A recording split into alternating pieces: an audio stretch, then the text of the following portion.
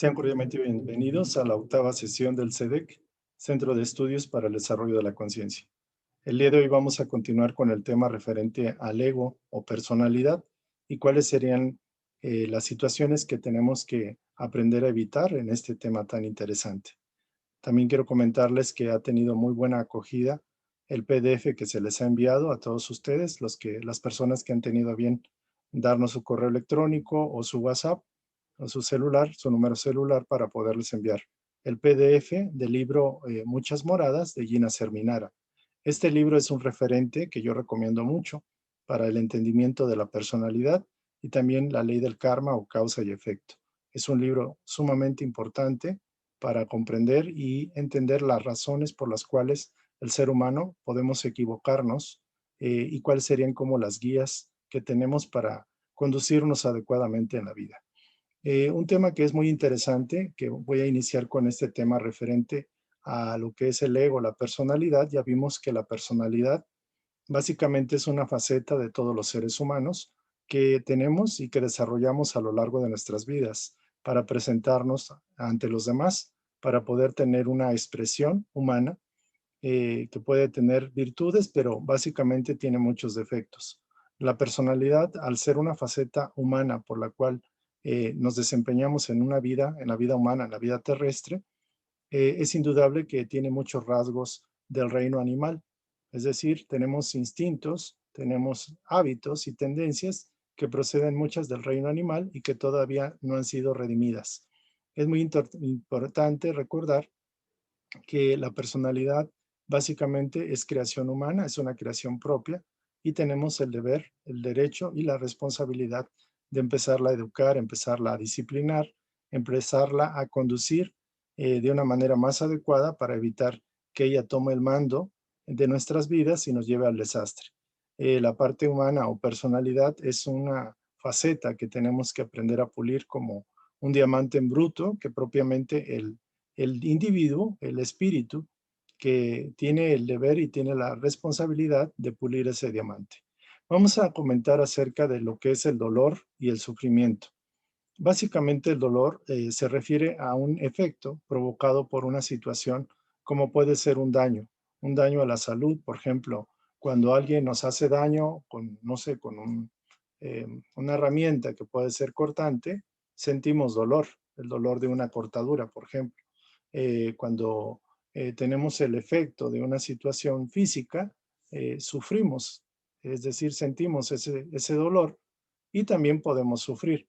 Sin embargo, el dolor básicamente se refiere a que tenemos una enfermedad, estamos experimentando dolor y esto puede suceder en cualquier etapa. La diferencia con el sufrimiento es que la parte física, que es el dolor todo mundo lo puede sentir. Por ejemplo, si estamos descalzos y vamos caminando y tocamos, por ejemplo, no sé, espinas, podemos sentir ese dolor al sentir la penetración de la espina en nuestro pie y vamos a sentir dolor porque los nervios reciben ese malestar como dolor y nuestros nervios llevan al cerebro ese dolor. También en una enfermedad o en un accidente experimentamos dolor. En el caso del sufrimiento, básicamente se debe a una interpretación, a una percepción mental emocional del observador. Por ejemplo, dos personas pueden tener una misma situación y a una persona sufre esa experiencia, pero la otra persona no. Por ejemplo, en el caso de despido, puede ser que dos personas sean despedidas en las mismas circunstancias. El sufrimiento lo padece la persona que recuerda o rememora que no tiene otra alternativa y que no tiene recursos y qué va a hacer con su familia y empieza a sufrir, empieza a utilizar la mente y la emoción y califica esa realidad que está experimentando como sufrimiento y lo sufre. O sea, lo sufre en el espíritu, en el alma, lo sufre indudablemente. Pero puede ser que la otra persona que también fue, digamos, retirada del trabajo, esa persona estaba esperando que lo sacaran del trabajo para recibir la compensación económica, la liquidación propiamente, y para él es una bendición. Entonces él no sufre la experiencia y el otro sí la sufre. Entonces, lo que es dolor básicamente se refiere a una percepción física que todo mundo la puede padecer. El sufrimiento conlleva el involucramiento de nuestra persona y la calificación de la situación, digámoslo así, en negativo porque nos hace sufrir. Utilizamos el pensamiento y utilizamos el sentimiento para calificar ese efecto. Ahora bien, a lo largo de nuestras vidas, como llevamos muchas vidas recorridas, también tenemos un factor. La ley de causa y efecto dice que lo que siembras cosechas. Entonces puede suceder que en vidas anteriores hicimos algún daño a nuestro propio cuerpo o a otras personas, a nivel mental, emocional, a nivel físico. Hicimos un daño fuerte y pueden pasar una o dos vidas o vidas sucesivas, pero en alguna encarnación vamos a experimentar ese sufrimiento, ese sufrimiento que conlleva el efecto de esa situación. Inclusive, obviamente podemos experimentar dolor si provocamos dolor a otros cuerpos o a nuestro propio cuerpo, pero también indudablemente que el efecto más fuerte es el sufrimiento. El sufrimiento, obviamente, el dolor lo percibimos y no es evitable. El sufrimiento puede evitarse. Obviamente tenemos que tener la altura para poderlo evitar. Entonces, lo cierto es de que cuando tenemos una vida en la cual experimentamos ese sufrimiento y las características de un sufrimiento karmático, es decir, de una vida anterior, se refiere básicamente en ciertas condiciones. Cuando el sufrimiento aparentemente no fue buscado por nosotros, nos llegó de golpe, nos llegó como sorpresa, y es un sufrimiento que no nos lo podemos quitar a la primera. Puede ser una enfermedad, puede ser una situación de limitación, una situación de impotencia ante una realidad fuerte, de que no nos podemos desempeñar adecuadamente, etcétera. Puede ser una situación de tener un defecto congénito, haber padecido o padecer un accidente, algo imprevisto que nos llega y que no necesariamente lo podemos resolver a la primera. Podemos buscar opciones en la parte médica y no se da la solución, y es una situación que tenemos que, digámoslo así, soportar, tenemos que vivir, tenemos que experimentar, hagámosle como le hagamos, es casi imposible quitarlo.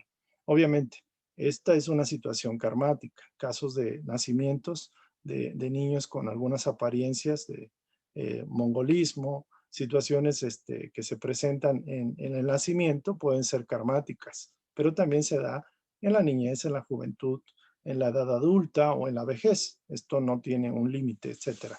No tiene un punto específico. Una causa de sufrimiento karmático, causa y efecto, puede conllevar tiempo, o sea, puede aparecer en cualquier etapa de nuestra vida. Ahora, en el caso del libro de Muchas moradas de Gina Serminara, nos comenta Edgar Cayce, que básicamente el sufrimiento humano es causado por uno mismo. O sea, uno mismo, al transgredir la ley del amor, la ley de la unidad, la ley de respeto a los demás y a uno mismo, básicamente lo que a nivel religioso se dice que es pecado, que por el pecado padecemos y sufrimos. En el terreno de Edgar Cayce, el concepto de pecado no lo maneja así, porque el pecado es como si fuera una ofensa a Dios, etcétera, y que merecemos un castigo. Es un concepto dogmático religioso. Realmente el pecado, como se dice, realmente es un defecto del alma, un efecto de la persona, que puede ser normalmente, usualmente es el egoísmo. El egoísmo porque básicamente es una separación de las otras personas conmigo o de mí con respecto a las otras personas y un sentido de autoexaltación. Normalmente el egoísmo, el orgullo y el egoísmo van conectados, y eso puede ser la causa fundamental de una situación karmática.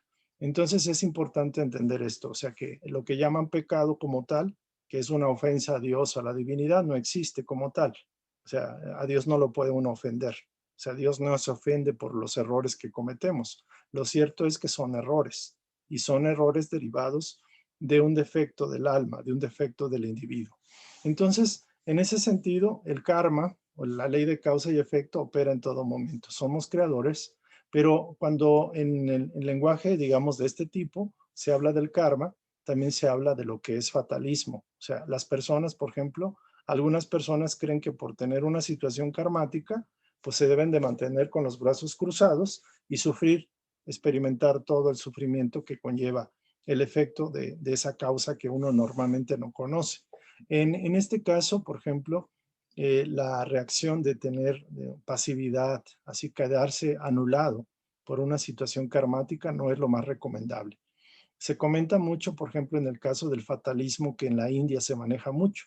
En la India es una cultura milenaria donde se conoce mucho la ley de causa y efecto, la ley del karma. Sin embargo, por ejemplo, en la India todavía subsisten algunas castas sociales en las cuales, por ejemplo, personas que nacen en esa casta, por ejemplo, en el caso de los parias, que es la clase más baja, más vilipendiada de la India, son personas que básicamente se considera a nivel de la sociedad hindú de que son personas despreciables, que no merecen apoyo, no merecen ayuda y son nada. En ese sentido, se considera a nivel colectivo que el karma es porque esas personas hicieron daño en el pasado y merecen estar peor que sirvientes, peor que esclavos. O sea, son un cero a la izquierda. En ese sentido, la cultura hindú se maneja mucho en la parte fatalista. Un hindú de una cultura, digamos, ancestral, fue educado de que si tiene una situación de pobreza, de limitación, de enfermedad, pues básicamente no tiene que mover un dedo. Tiene que dejar que el karma se aplique y si se aniquila completamente, no tiene el derecho, digámoslo así, de poderse manifestar, de querer salir de esa situación. Entonces, en este sentido, Edgar Cayce comenta mucho de que no se debe de tomar el karma o una situación difícil, dolorosa, por muy fuerte que esté, como una situación irremediable o fatalista. No debemos tomarlo de esa forma. Él dice que en toda situación, por muy karmática que sea, tenemos que buscar la forma de solucionarlo, de salir adelante, de buscar la manera de aminorar ese efecto, ese sufrimiento que nos causa esa situación invisible que nos llega y que se manifiesta como cualquier evento que puede ser catastrófico, doloroso, difícil, terrible para todos nosotros. Entonces, a lo largo de su encarnación, Edgar Cayce, en el siglo pasado, él dio muchas lecturas, ayudó a muchísima gente y en ese sentido él nunca rehusó dar el servicio. Así sea, haya sido el ser más vil, el criminal más grande o una persona que para nuestro juicio pudiera no merecer ayuda, Edgar Cayce en ningún momento se negó a dar esa asistencia, ese servicio. Y de hecho atendió a miles de personas a lo largo de su vida en este servicio maravilloso. Y bueno, básicamente es importante recordar esto. Me voy a permitir dar dos comentarios, dos ejemplos propiamente de lo que es esta situación del sufrimiento karmático. En la página 84 del libro Muchas Moradas, que ya la mayoría de ustedes lo tienen, en la página 84, Edgar Cayce señala el caso de una persona, un electricista de 34 años, que se le detectó esclerosis múltiple. Entonces, a nivel médico, ese fue el diagnóstico médico, que estaba impedido para trabajar y duró como 3 años, o sea, prácticamente mucho tiempo duró en esa situación, se quedó ciego, se caía, no podía coordinar por ese problema de la esclerosis múltiple.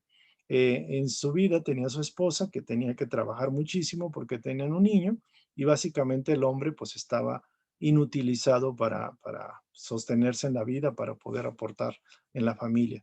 El caso es muy interesante porque este hombre de 34 años, pues al presentar una situación fuerte, una situación karmática fuerte, lo cierto es que parecía que no podía y de hecho fue atendido por varios médicos y fue tratado de ayudársele, pero fue diagnosticado que pues, no tenía remedio, su enfermedad era muy fuerte y era progresiva, se estaba comportando cada vez más difícil la enfermedad. Entonces le hicieron una lectura y en ese sentido Edgar Cayce comentó que esa situación, pues sí, era karmática y que finalmente lo más importante en este sentido, él tenía que hacer un cambio de conciencia, es decir, tenía que rectificar actitudes, comportamientos que no eran los más correctos. En ese sentido, decía Edgar Cayce en la primera lectura, en esa lectura que le hizo a esta persona o en este análisis que le hizo, dice así, básicamente, sí, tenemos aquí el cuerpo, Él se, digamos, podía visualizar la enfermedad y la causa procedente de vidas anteriores y podría diagnosticar cuál es el origen. Eh, mm, Dice, tenemos aquí el cuerpo y por lo que encontramos sus condiciones son sumamente serias, mas no debe perder la esperanza, porque la ayuda está cerca si decide usted aceptarla. Posteriormente, siguen 3 páginas de mucha belleza y mucha fuerza, donde a través de conceptos médicos, él establece la patología de su enfermedad.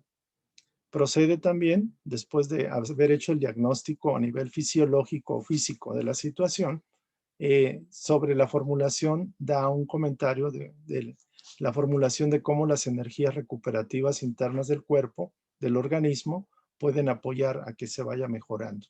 Y bueno, continúa con una indicación respecto a que el origen de la situación es karmática y hace un exhorto a ese paciente para que modifique sus puntos de vista respecto a su forma de ver, de percibir la realidad, eliminando todo el odio y la maldad que existe dentro de su conciencia. Y bueno, concluye la lectura con una cuidadosa prescripción para el tratamiento. ¿Esto qué quiere decir? Que Edgar Cayce le hace un diagnóstico a nivel fisiológico, físico, pero indudablemente que diagnostica. Esta es una situación karmática, pero lo exhorta a un cambio de conciencia, un cambio de actitud, un cambio de forma de percibir la realidad y la vida. Y básicamente dice, bueno, aplíquese en eso y siga el tratamiento. Curiosamente, después de un año, el hombre regresó y Edgar Cayce le hizo otra vez otra nueva lectura, indicando que esa persona ya había recibido una primera lectura y donde dijo Edgar Cayce, curiosamente dijo, mira, hay una mejora, pero es una mejora mínima y hasta que usted no corrija la causa raíz de sus males, que es el egoísmo, que es la soberbia, que es el orgullo, que es tener defectos que no quiere quitar, hasta que no los quite, la enfermedad va a seguir. Entonces no va a tener una curación definitiva. Entonces dice, si usted vino a nada más a curarse, digámoslo así, a tener el remedio físico y lo aplicó porque hubo una mejora en los 3 primeros meses, pero al no haber cambiado realmente la causa raíz del problema, la enfermedad siguió y sigue, ¿no? Entonces es interesante que Edgar Cayce simplemente dice, ¿para qué desea usted ser curado?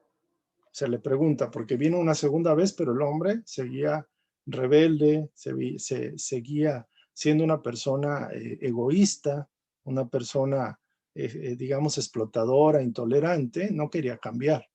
Entonces le pregunta a Edgar Cayce, ¿para qué usted quiere ser cambiado? ¿Para qué quiere ser sanado usted? Dice, para poder satisfacer sus apetitos físicos, para aumentar aún más su egoísmo. En este caso, es mucho mejor que permanezca como está. Así de fácil. O sea, dice, sin embargo, si hay un cambio en su modo de pensar y en sus objetivos, si usted expresa dicho cambio de palabra y obra, añadido a lo anterior, si sigue las prescripciones físicas, observaremos una mejoría significativa. Pero previamente debe haber un cambio de corazón, de pensamientos, de objetivos de vida e intenciones. Todos los remedios mecánicos que pueda usted conseguir no podrán proporcionarle un restablecimiento total, a no ser que sus metas y su alma sean previamente, digámoslo así, transformadas por la luz interna, la luz divina. ¿Consentirá usted? ¿Va a rehusar usted esto? Todo depende de usted. Hemos dicho todo, a menos que efectúe usted las rectificaciones. Entonces, es muy interesante que este caso karmático lo explica Edgar Cayce, sin embargo, Edgar Cayce dice, bueno, haga el cambio interno, haga la reforma personal interna y esto va a mejorar. Entonces, ¿de quién depende el cambio? De uno mismo. Obviamente, cuando una situación es karmática y es fuerte, genera mucho sufrimiento, hay que tener una actitud, digámoslo así, sana de resignación, pero no significa de pasividad. Es resignación porque uno lo tiene que llevar a esa situación, pero uno tiene que buscar transformarse, cambiarse, no renegar, no rehusarse, no entrar en conflicto, no luchar contra la vida, contra Dios. Es simplemente entender de que aunque uno no está consciente, Uno tiene cosas que transmutar, que liberar. Y tiene uno que experimentar lo que uno mismo sembró en el pasado. Hay otro caso también que comentan, por ejemplo, de una persona que se quedó ciega y le dice exactamente lo mismo. Le hace un diagnóstico fisiológico o físico de la situación y le dice, la causa es karmática. Tiene que usted hacer un cambio de conciencia, de visión, tiene que aprender a ser más tolerante, más paciente, más amoroso, a preocuparse más por los demás que por usted mismo. Si hace usted ese cambio, su vista va a mejorar significativamente, aparte o añadiendo los tratamientos que estoy sugiriendo. Pero si usted no hace esto, lo otro no le va a ayudar gran cosa. Eso es interesante, ¿no? Bueno, básicamente me estoy adelantando al tema. El tema tiene que ver con el dolor, el sufrimiento y cómo muchas de las situaciones karmáticas, cómo se pueden sobrellevar de manera adecuada. De hecho, debe quedar muy claro que aunque sea una situación karmática, debemos procurar la mejora, pero la mejora tiene que venir con el cambio interior y con un deseo de sacar lo mejor de nosotros mismos. Ese sería el punto.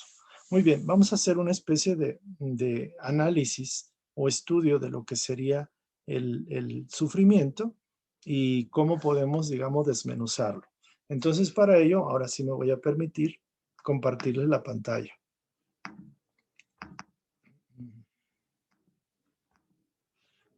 Vamos a compartir la pantalla y vamos a tocar el tema donde nos quedamos, que es de Krishnamurti, y pasamos a este cuadro donde se explica claramente lo que es el sufrimiento.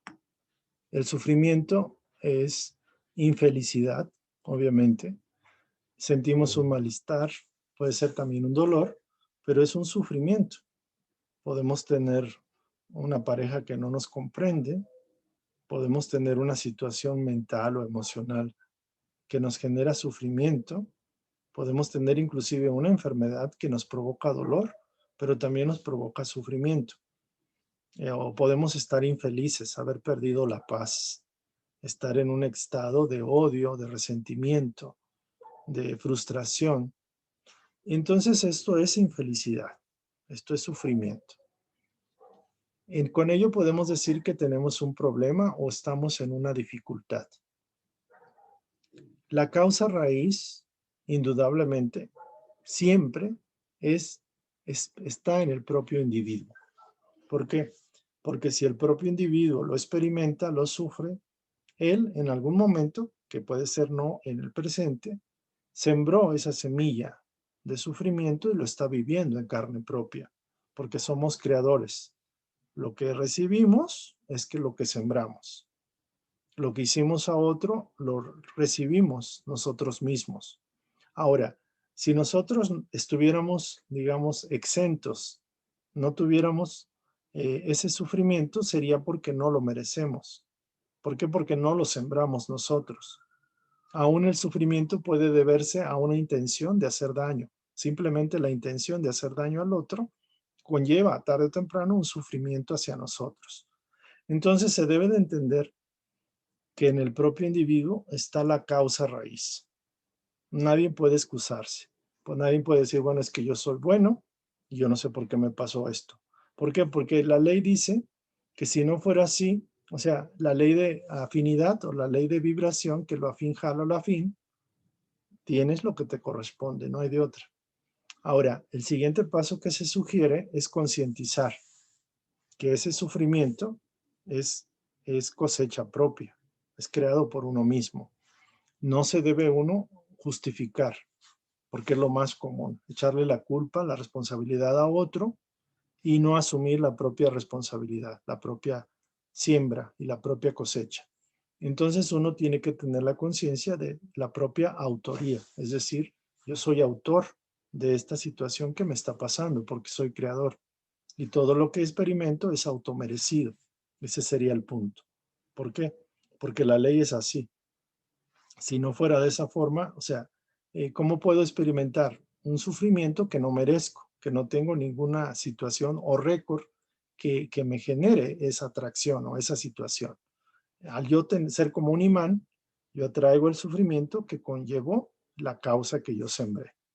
Entonces se tiene que hacer un análisis, un escrutinio detallado de la propia falta. ¿En dónde está mi falla? ¿En dónde está mi error? Puede ser que ahorita no vea las causas, pero la falla está internamente, está en mí. Esto me va a sugerir una transformación del yo. ¿Por qué? Porque solo cambiando la causa va a cambiar el efecto. Esto me sugiere un cambio de actitud negativa y de conducta negativa.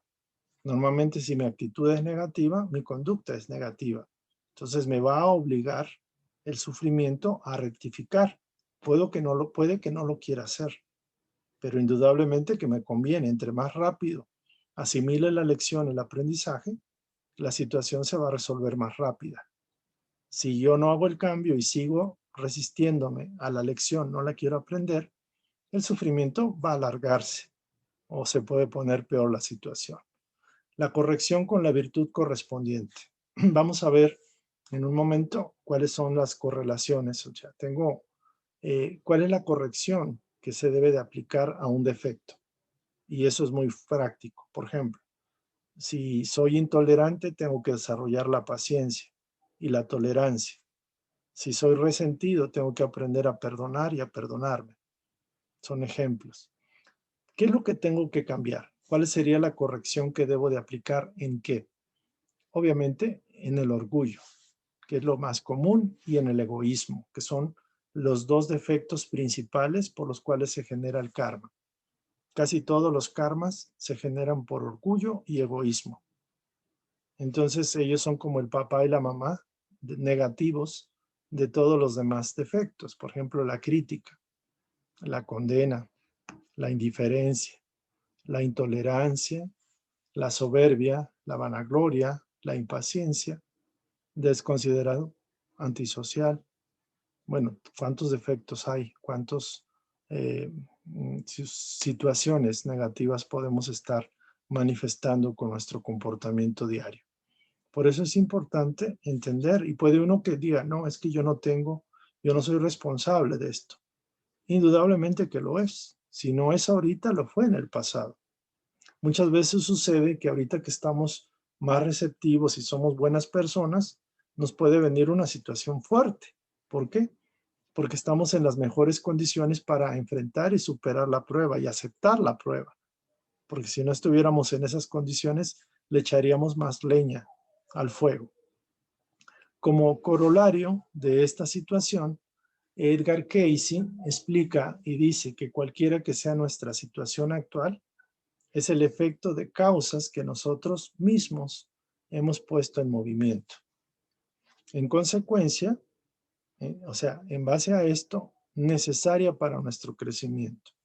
La situación la generamos, nosotros mismos la padecemos y eso nos va a conllevar un crecimiento, porque el dolor nos ayuda a crecer, el sufrimiento nos ayuda a crecer. Sobre todo nos ayuda cuando concientizamos, porque enfrentamos nuestras propias creaciones. El hombre es lo que es debido a que fue lo que fue. El hombre es lo que es ahora debido a qué? A lo que fue. Lo que fue en el pasado, ahora lo recibe. Por lo tanto, en base a todo esto, sugiere Edgar Cayce que nunca sintamos lástima por nosotros mismos o pensar que alguien te ha tratado mal injustamente. ¿Por qué? Porque lo que siembras cosechas y nunca te maltratarían si tú no hubieras maltratado en el pasado. ¿Por qué? Porque lo semejante atrae lo semejante. Segundo, lo que suceda, sea lo que sea, es para tu propio desarrollo, para tu propio crecimiento. Por lo tanto, no vale la pena evadirse, no vale la pena salirse por la tangente, no conviene rehusar, enfrentar la situación o posponerla. ¿Por qué? Porque entre más tiempo la pospongas, se va haciendo más grande y el golpe va a ser más fuerte en futuro. Dice aquí, sal a su encuentro, enfrenta tus propios karmas, tus propias situaciones. Ese sería lo más recomendable. Enfrentarlas de buena manera, asumiendo su propia responsabilidad. No mires atrás de lo que debió ser. Independientemente de los errores que cometamos, volver atrás o mirar hacia atrás es como sufrir por lo que no se hizo o decir, Hubiera hecho esto, el hubiera no existe. Ya lo pasado, pasado. Es agua que ya pasó. El agua del río, cuando te estabas bañando, te lavó tu cuerpo, pero esa agua ya se fue. No puede regresar el pasado por más que quieras y lo intentes. Por lo tanto, dice, levántate ahora. Lo pasado, pasado, ya se fue. Tu oportunidad de cambio es ahora. El pasado no lo puedes cambiar.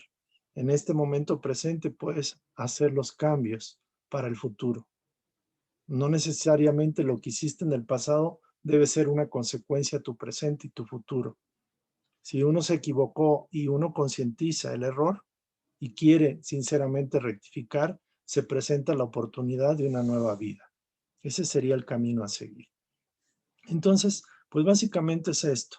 Es interesante que esta enseñanza pues nos dice que asumamos nuestra propia responsabilidad, que el karma es transformable cuando asimilamos y aceptamos la situación y la encaramos con firmeza, con tranquilidad, con paciencia, con tolerancia, con amor hacia nosotros mismos y amor a la lección misma. Bueno, vamos a pasar ahorita a tocar el tema de algunos autores, personajes ilustres que nos han traído mucha enseñanza. En este caso, el señor Bert Hellinger es un psicoterapeuta y escritor alemán muy conocido porque él fue el que estableció el concepto de las constelaciones familiares, que es una técnica psicoterapéutica para, digámoslo así, sacar del subconsciente muchas situaciones personales y familiares o sociales que necesitan liberación a través de la concientización. El tema no da, el espacio no se da para poder explicar este tema, esta técnica muy interesante. Sin embargo, la filosofía de Bert Hellinger es sumamente interesante. Aquí hay varias frases atribuidas a esa persona. Sin embargo, yo me permití subrayar las que considero como que pueden ser, digámoslo así, a mi juicio, más significativas para el tema que ahorita estamos tocando. Dice, la vida te decepciona para que dejes de vivir con ilusiones y veas la realidad. Muchas de las personas nos decepcionamos de otras personas, esperábamos algo, esperábamos un comportamiento o una forma de reaccionar de tal persona y puede ser que no sea así y nos decepcionamos. Es que yo confiaba en ti, es que yo esperaba de ti esto, lo otro. Lo cierto es que estamos viviendo en ilusiones, viviendo en una calificación creada por nuestra mente o por nuestra expectativa. Pero muchas veces es bueno que nos decepcionemos para que aprendamos a ver la realidad de la vida y de la persona. Obviamente, todos somos susceptibles a equivocarnos.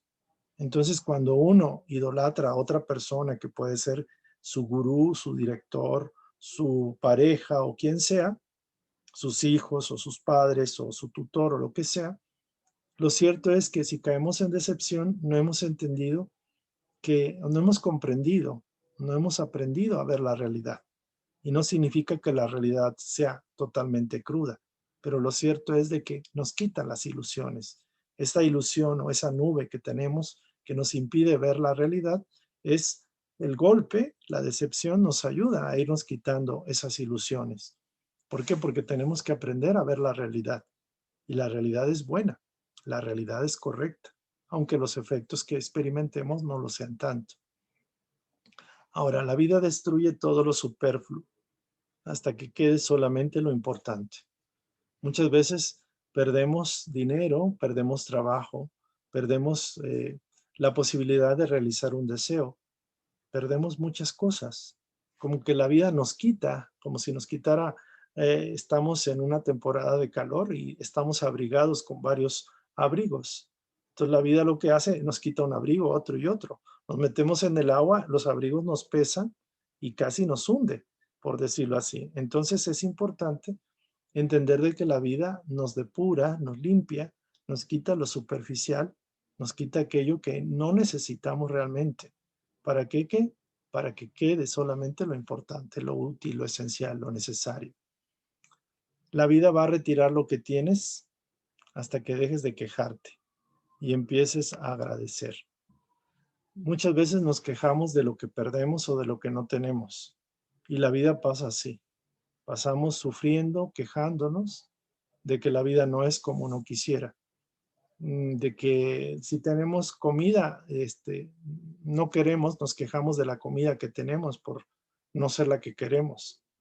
Y muchas veces hasta esa comida se nos retira, porque tenemos que aprender a agradecer, así sea lo pequeño. Ustedes recordarán que cuando calificamos las cosas en bien y en positivo, a través de la bendición del bien decir, esas cosas que calificamos con bien decir se incrementan. O sea, si tenemos un plato de sopa y es lo único que tenemos, bendecimos el plato de sopa y multiplicamos el efecto. Es decir, agradecemos a la fuente todo el bien que estamos recibiendo. Ahora, muchos de nosotros podemos decir, bueno, ¿yo qué puedo agradecer si no tengo nada? Tienes la vida, tienes el cuerpo, tienes la oportunidad de ser agradecido. El error fundamental es de que nos seguimos quejando y eso genera una energía que repite el patrón. Entonces dice, al que tiene más se le va a dar, al que tiene menos hasta ese poco se le va a quitar. Y esto no significa que sea injusto esto es por ley. O sea, todo lo que es agradecido prospera y se multiplica. Quejarse de lo que quieras es simplemente generar más energía de estancamiento, de limitación. Entonces hay que aprender a agradecer, aún las experiencias, situaciones, agradecer lo bueno y agradecer lo aparentemente malo, porque de lo malo podemos aprender más, podemos tener lecciones que nunca vamos a olvidar. La vida te permite caer de nuevo, una y otra vez. ¿Hasta qué? Hasta que tú decidas aprender la lección. En la escuela es igual, repites el curso, tienes que volverlo a pasar, tienes que volverlo a recordar, a estudiar y tienes que aprender a superar la lección, la prueba, tienes que pasarla. Y si seguirás en sexto año hasta que no superes ese nivel.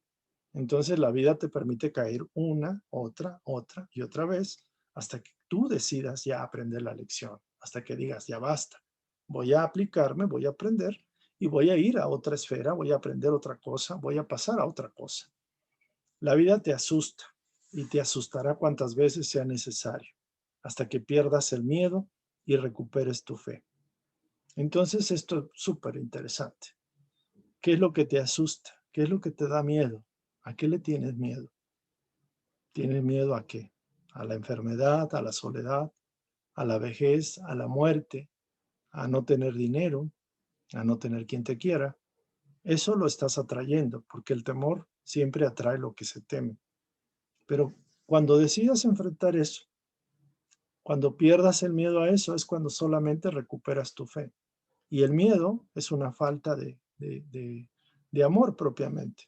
El miedo es un temor. ¿Temor a qué? O sea, Dios está conmigo, la vida, yo estoy cuidado por Dios y todo lo que pasa está dentro de un plan. Entonces, ¿por qué temer?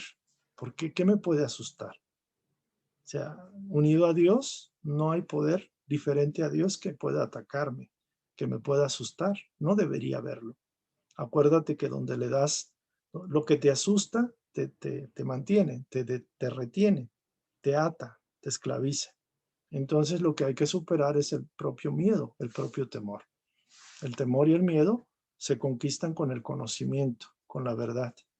Y eso conlleva fe. La fe no es una fe, digamos, fe religiosa o fe, digamos, fantástica o una ilusión. La fe se debe de fundamentar en un conocimiento, en el orden material, también en el orden espiritual. Entonces, el miedo se combate con el conocimiento.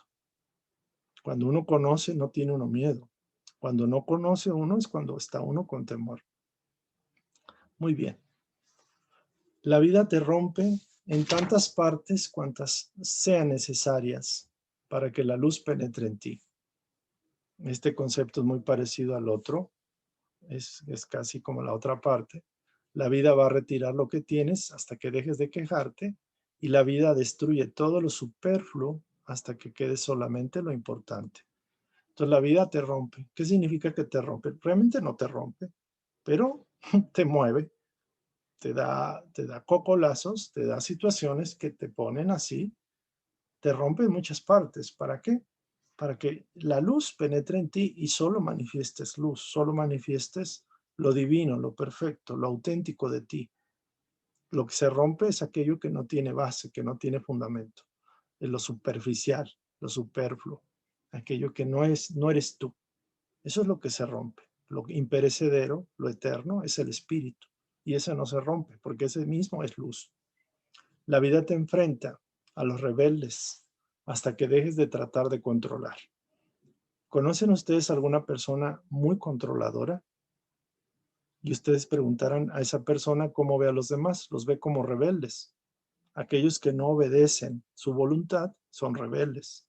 Entonces esa persona tiene una necesidad de controlar a los demás y siempre va a aparecer uno u otro rebelde para su juicio. Por eso la vida te va a enfrentar a muchos rebeldes hasta que ya dejes de tener esa manía de querer controlar a todos y a todo. Quiero controlar la vida de mis hijos, quiero controlar la vida de mi esposa, quiero controlarlos y quiero que los demás sean como yo quiero. Vamos al fracaso directo. ¿Por qué? Porque se van a seguir presentando personas que quieren hacer su voluntad, no la propia, no la tuya. Y no hay posesión, o sea, mis hijos no son mis hijos, mis padres no son mis padres, ante todo son hermanos y merecemos respeto. Y de la forma de pensar, esa debe ser un respeto irrestricto a la libertad de cada quien. No importa el vínculo familiar o afectivo del tipo que sea. Ante todo son seres individualizados con libertad de decidir hacer de su vida lo que quieran hacer. Entonces hay que evitar el controlar, porque entonces se nos van a ir apareciendo frecuentemente muchos rebeldes, entre comillas. La vida te niega milagros hasta que entiendas que todo es un milagro, porque realmente los milagros como tal no existen. En el SEDEC entendemos que pueden haber fenómenos o situaciones en las cuales no necesariamente podemos encontrarles una explicación científica, física o lógica. Sin embargo, todos los efectos tienen una causa y todo está regido por leyes. Puede que esa situación no sea del todo conocida por la ciencia del presente. Sin embargo, por la ciencia del futuro, la espiritualidad superior, nos va a dar una claridad que ahorita no tenemos. Por ejemplo, en la época pasada, en el siglo pasado o antepasado, por ejemplo, cuando no estaba el teléfono, cuando se descubre la capacidad de poder enviar un mensaje de un extremo a otro extremo del planeta o del continente, lo cierto es que eso para esas personas de la Edad Media, por ejemplo, sería algo milagroso, sería algo como extraordinario, algo fantástico. Entonces es importante entender que los milagros como tal no existen. Hay una instrucción del maestro Allan Kardec donde explica claramente que los milagros como tal no existen. Existen leyes, existen principios, existen energías, existen formas de manifestar la energía. Que no las conozcamos no significa que no existan. Entonces, lo que para nosotros es un milagro está gobernado por leyes que no conocemos propiamente. La vida acorta tu tiempo para que te apures en aprender a vivir. ¿Qué pasaría si nos dijeran que tenemos 1, 2 o 5 años de vida? ¿O qué pasaría cuando nos vemos impedidos a vivir la vida como la estábamos viviendo? En el caso de la pandemia, por ejemplo. Personas que acortaron su tiempo de vida, que inclusive desafortunadamente murieron por la enfermedad o se quedaron limitados en la cama o se quedaron con secuelas de la enfermedad. Esto nos recuerda la importancia, el valor del tiempo y el valor de aprender a vivir adecuadamente como uno haya establecido su ideal. Es muy importante esto. Entonces, el tiempo a veces se acorta, pero eso es algo para que nos apuremos a reflexionar, a concientizar y a valorar la vida, el tiempo que tenemos al estar aquí en esta encarnación física. La vida no te da lo que quieres, sino lo que necesitas para evolucionar. Uno cree que la felicidad de uno es todo lo que uno pida, pero ha habido casos en los cuales pedimos cosas que barbaridad. nada que ver. Entonces no es como los niños. A los niños no se les va a dar lo que quieran. O a un adolescente irresponsable no se le puede dar todo o darle lo que pida, porque lo pide nada más. La vida, como es algo, es una inteligencia, la vida es Dios manifestado en el plano físico, a Él no lo podemos burlar, no le podemos engañar, no le podemos dar la vuelta. Y Él sabe exactamente lo que necesitamos para evolucionar. La gente quiere dinero, quiere belleza, quiere fama, quiere poder, y muchas veces no es necesario tenerlo en exceso, todo eso. Sin embargo, el ser quiere, quiere, quiere. Entonces la vida propiamente te va a dar no lo que tú quieras, sino lo que realmente necesitas para evolucionar. Dice aquí, la vida te niega a Dios hasta que lo veas en todos y en todo. No es propiamente que la vida niega a Dios, lo que pasa es que en nuestra propia vida no vemos a Dios, no lo buscamos, no le damos el valor que tiene. Nos negamos la manifestación de Dios y realmente Dios lo tenemos en todos los seres, buenos y malos, y en todo, en todas las circunstancias, en la vida misma. Dios siempre ha estado presente. En la naturaleza se manifiesta, en el cielo, en las montañas, en la belleza, de todo y de todos ahí está, en el bien, en la bondad, en la perfección de todas las cosas. Dios está en ti y hasta que decidas verlo, en ti vas a poderlo verlo en los demás y en todo. La vida te despierta. ¿Cuántas veces nos despierta a través del dolor, a través del sufrimiento, a través de una situación no esperada, pero es necesaria? Muchas veces es lo único que tiene la vida o Dios para podernos despertar. La vida te poda, corta las ramas que ya no necesitas, o te ajusta en el tamaño de las ramas, te rompe, te puede decepcionar. De hecho, créeme, eso es para que tu mejor yo se manifieste, para que salga lo mejor de ti, hasta que solo el amor permanezca en ti. Entonces la vida te despierta, te poda, te rompe, te decepciona, pero créeme, eso es para que tu mejor yo se manifieste, hasta que solo el amor permanezca en ti, hasta que solo proyectemos esa cualidad excelsa de Dios, que es el amor, que es la compasión, que es la misericordia, la bondad, la tolerancia, la paciencia, la generosidad, el altruismo, el compartir. Dice finalmente Bert Hellinger, cuando una persona se inclina ante su destino, entonces se vuelve tranquila y silenciosa, humilde, pudiendo dejar atrás el pasado y mirando hacia adelante. Esto es algo hermoso que hay que meditar, hay que reflexionar. Yo los invito a que todas las frases de Hellinger las veamos. Digo, ahorita fue un poquito como dar una pequeña pintada, una primera capa de lo que considero importante, aunque todo es importante, pero hay que darse el tiempo de leerlo y de reflexionarlo. Aquí, por ejemplo, en esta expresión de Hellinger, cuando una persona se inclina ante su destino, ¿qué significa? Es cuando una persona está consciente de que el destino que tiene es el único que debe de tener, porque él es el que sembró en el pasado. Él es el que trabajó y está trabajando. Cuando se inclina ante su destino es cuando está comprendiendo que él es responsable de su propia vida, que él es el único responsable. No hay Dios, no hay más. O sea, Dios hay uno. Sin embargo, en ese caso, uno es su propio creador, su propio responsable de su vida. Entonces, el destino es una consecuencia del carácter. Y el carácter es una consecuencia del trabajo que hayamos hecho con la personalidad. Por eso algunos filósofos importantes decían, carácter es destino. O sea, carácter es destino. Entonces, cuando una persona se inclina ante su destino, está consciente y humildemente acepta lo que está viviendo y experimentando.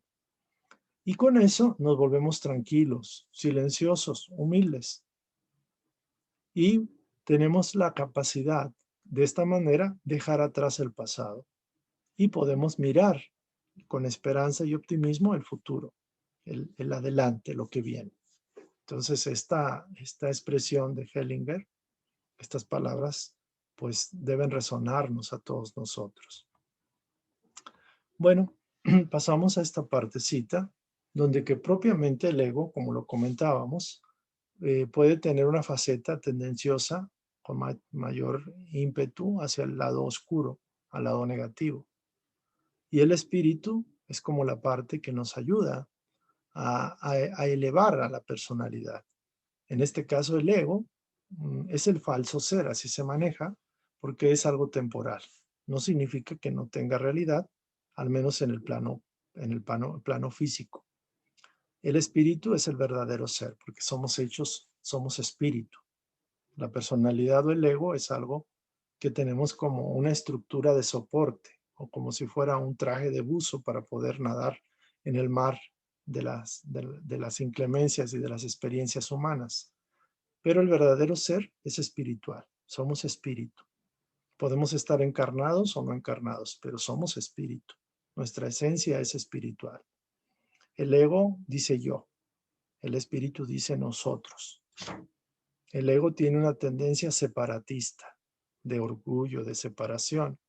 El espíritu de cooperación, de unidad, de integración. El ego normalmente experimenta la culpa. El espíritu comprende sus errores, valora la experiencia para rectificar. El ego tiende a ser hostil, conflictivo. El espíritu es colaborativo, integrativo. El ego cae muchas veces en el resentimiento. El espíritu maneja más el perdón y la armonía, la solidaridad. El ego tiende al orgullo. Su tendencia es ser orgulloso, ser prepotente, ser elevado y diferente a los demás. El espíritu maneja la humildad, en el entendido de que todos somos iguales. No sobajarse. Humildad significa comprensión de que el otro eres tú y tú eres el otro. El ego se queja de todo, de lo que tiene y de lo que no tiene. El ego se queja de, tengo esto y no quisiera tenerlo, y quisiera esto y no lo tengo. Se queja tanto de lo que tiene como de lo que no tiene. El espíritu es agradecido en cualquier extremo y en cualquier situación. Agradezco lo que tengo, agradezco lo que puedo tener y agradezco que no tengo, inclusive lo que quiero porque por alguna razón no lo estoy teniendo. Y quizás pueda ser un obstáculo en mi proceso, en mi avance, en mi evolución. El ego tiende celos, el espíritu es absoluta confianza. El ego cae en arrebatos de ira, el espíritu es compasivo, tranquilo. El ego procura mucho el materialismo y es lo que más lo mueve. El espíritu busca la espiritualidad, la parte invisible. El ego es normalmente ignorante y el espíritu es sabio. El ego cae en conflicto, el espíritu procura la paz. El ego es, como su palabra lo indica, tiende a ser egoísta. Solo yo. Y el espíritu es altruista, es generoso, compartido. El ego genera mucho el concepto de antipatía. Es antipático, ¿no? O discriminativo, o sea, selectivo. El espíritu es empático, comprensivo y busca los puntos de integración, los puntos del pathos, la empatía. Filosóficamente es la empatía.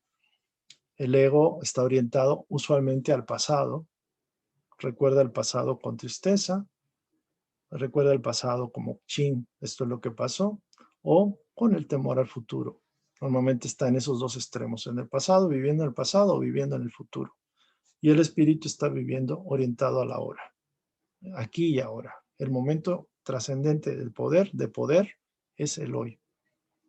El ego tiende un poco a la oscuridad o va más para allá, se afina mucho con la oscuridad y el espíritu con la luz. Entonces, indudablemente que tenemos estas dos facetas que muchas veces entramos en conflicto. Queremos ser buenos, pero a veces somos malos. Queremos mejorar, pero a veces no, como que no podemos.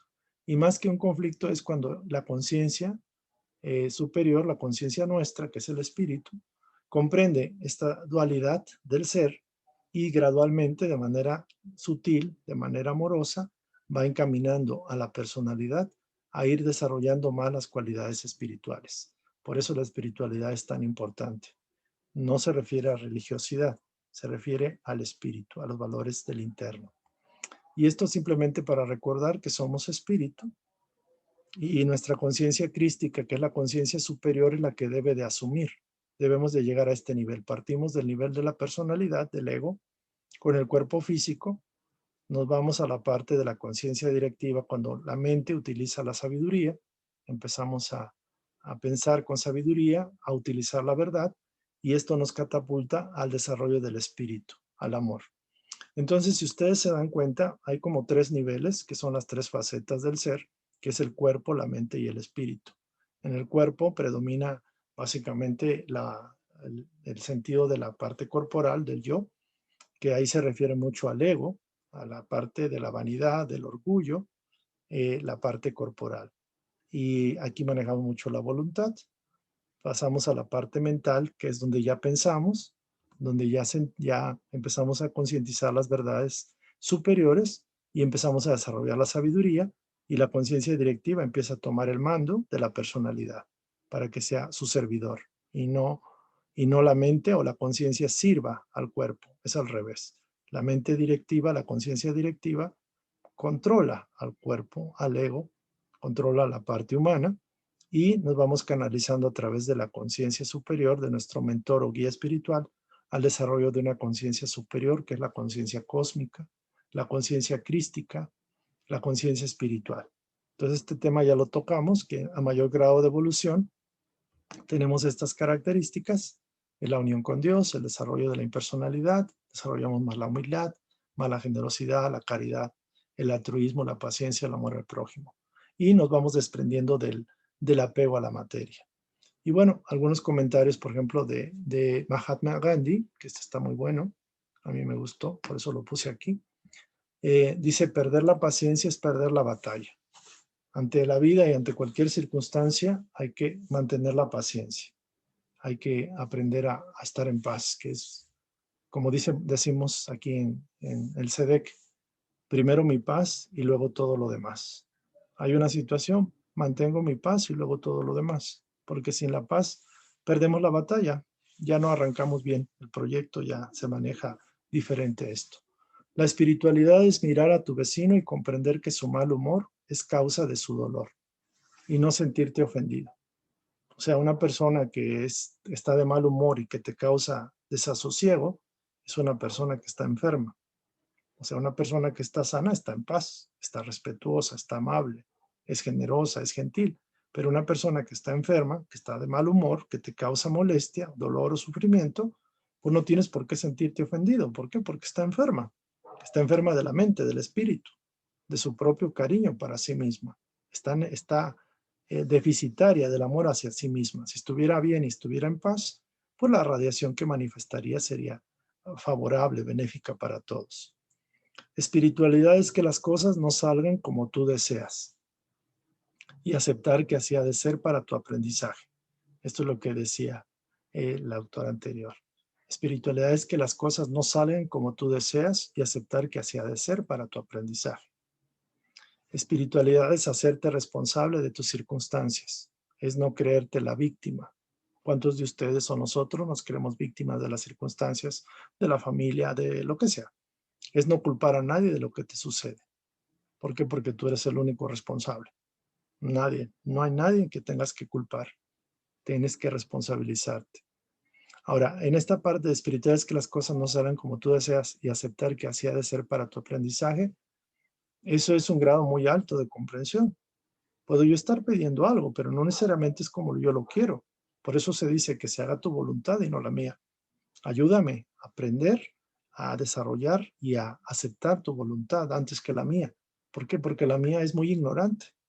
Puedo equivocarme fácilmente. La conciencia superior sabe y conoce causa y efecto y conoce todas las posibilidades. Entonces muchas veces hay que soltar, soltarse en manos de Dios, por decirlo así.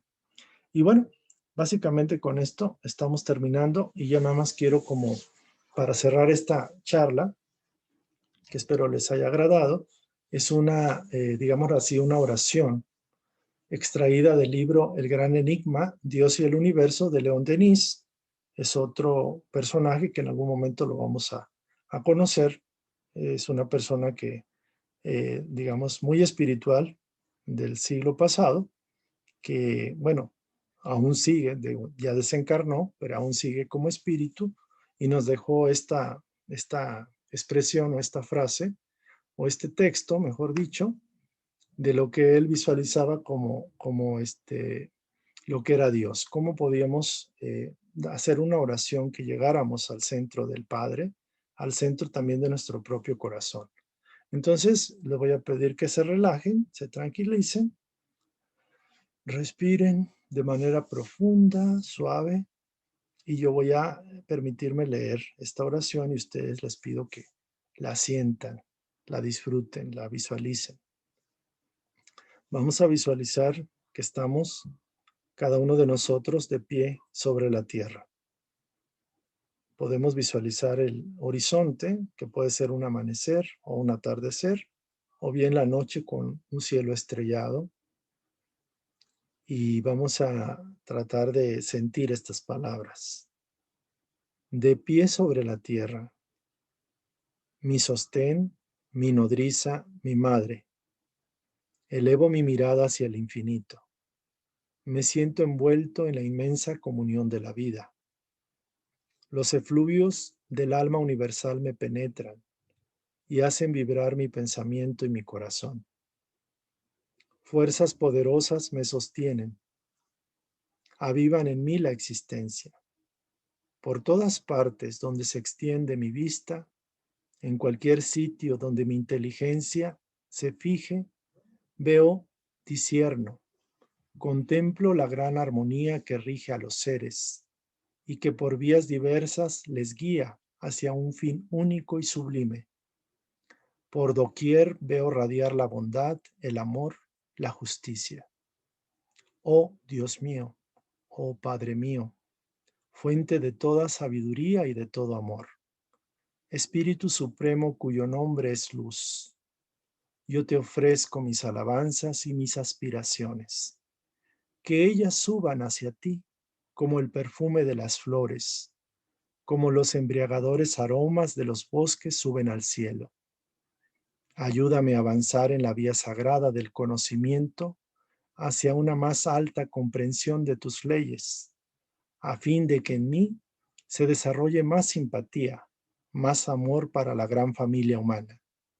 Yo sé que por medio de mi perfeccionamiento moral, que por medio de la realización, de la aplicación de la caridad y de la bondad a mi alrededor y en provecho de todos, me acercaré a ti y mereceré conocerte mejor, comunicarme más íntimamente contigo en la gran armonía de los seres y de las cosas. Ayúdame a despojarme de la vida material, a comprender, a sentir lo que es la vida superior, la vida infinita. Disipa la oscuridad que me envuelve, deposita en mi alma una chispa del fuego divino que reanima y abraza a los espíritus de las esferas celestes. Que tu dulce luz y con ella los sentimientos de concordia y de paz se derrame sobre todos los seres.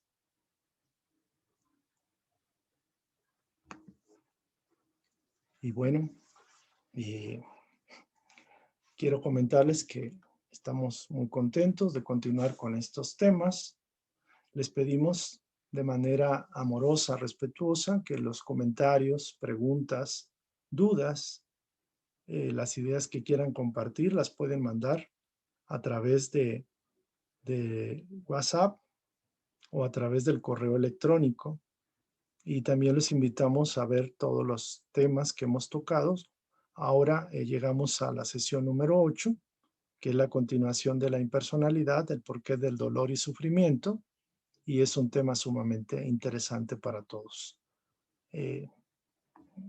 Agradezco de corazón toda su atención, todos sus buenos deseos, mi sincero agradecimiento por permitirme poder servirles y espero que esta enseñanza pueda llegar a los corazones de todos aquellos que son buscadores sinceros de la verdad, que no les interesa propiamente los dogmas, los rituales, las ceremonias, que se respetan los cultos. Sin embargo, el mayor culto que podemos darle a Dios son las obras de bien que podamos hacer con nuestros semejantes. Paz para todos y gratitud de corazón para todos ustedes. Nos vemos en la próxima sesión. Que pasen excelente día y con amor para todos. Gracias. Gracias.